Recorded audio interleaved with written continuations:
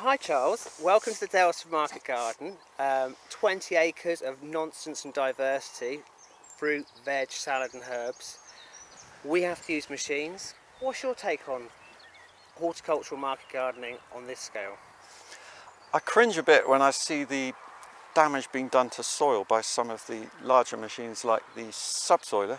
And I know that subsoiling is good to a point, but you know, where you're having to subsoil because you're breaking up a rotavator pan, for example, it's slightly contradictory. So one machine has caused a bit of damage and then another one's having to put it right. I quite see where you're coming from on that though, and it's a difficult one. I mean, I've gardened on 7 acres before, no dig, raised beds, and that has worked, but that was with 4 employees, quite a high labour input.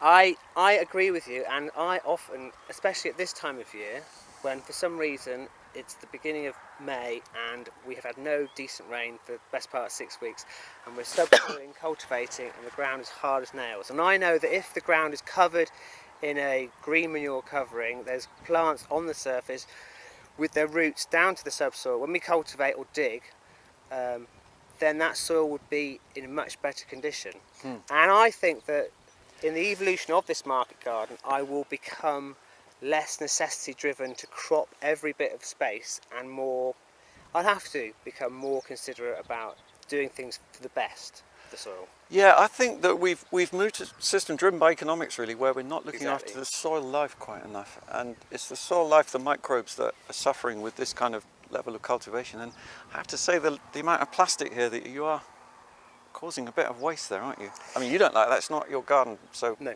you can manage that, but it's something to consider. It is something to consider, and in defence of plastics, the plastics are mainly there as a physical barrier to stop the pigeons and the rabbits. And on most of the plastics I'm using, the heavy duty plastic mulch is weed suppressant, the mesh in the fields, it's like reusable and potentially got a 20-year life. But I am aware that some of the covers I use, like the fleece, I'm going to use it 3 times. After 2 years, it's going to be so damaged I can't really use it again. I am very aware that the potential for using herbicides instead of some of the weed suppressing materials is, I can get it. I can get why conventional farmers come here and go, this would be easier if you did like this.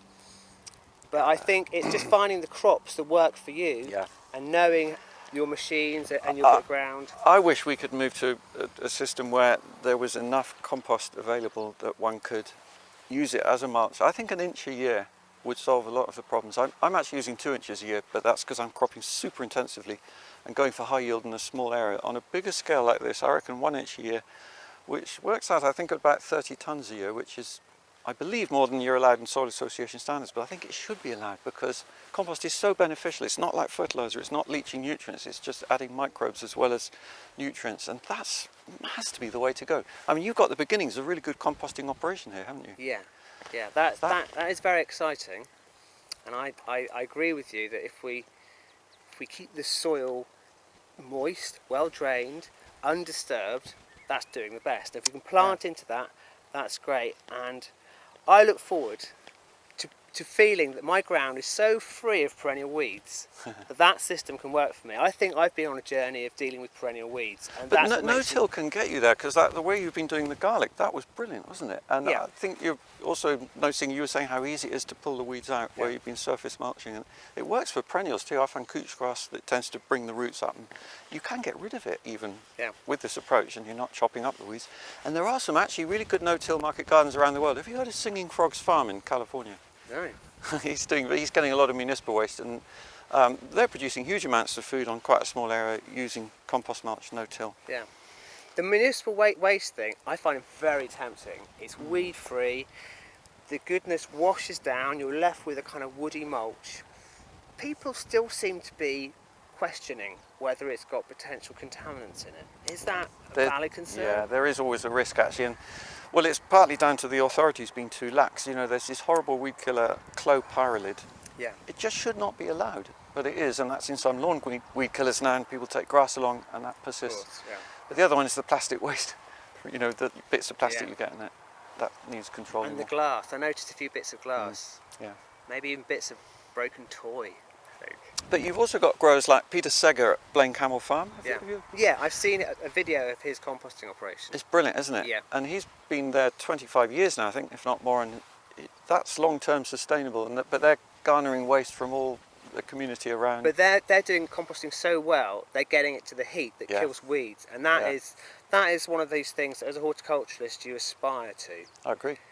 And it's possible. It's whether you are given enough labour and resources to make your composting operation work to that degree. It needs to become enough of a priority.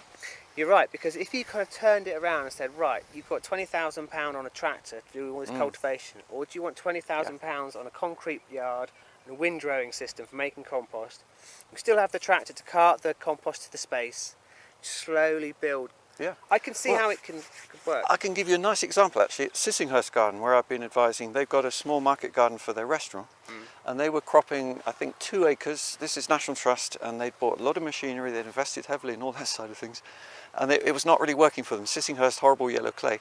And I advised them to scale down 1/4 of the area, sell the machinery, so they like that side of it, and they're now doing no-till with compost on top, and it's going a dream. Wow. And that needs to be documented more actually. There is great potential for this, but building from a smaller area upwards, I think 20 acres at the moment might be too much.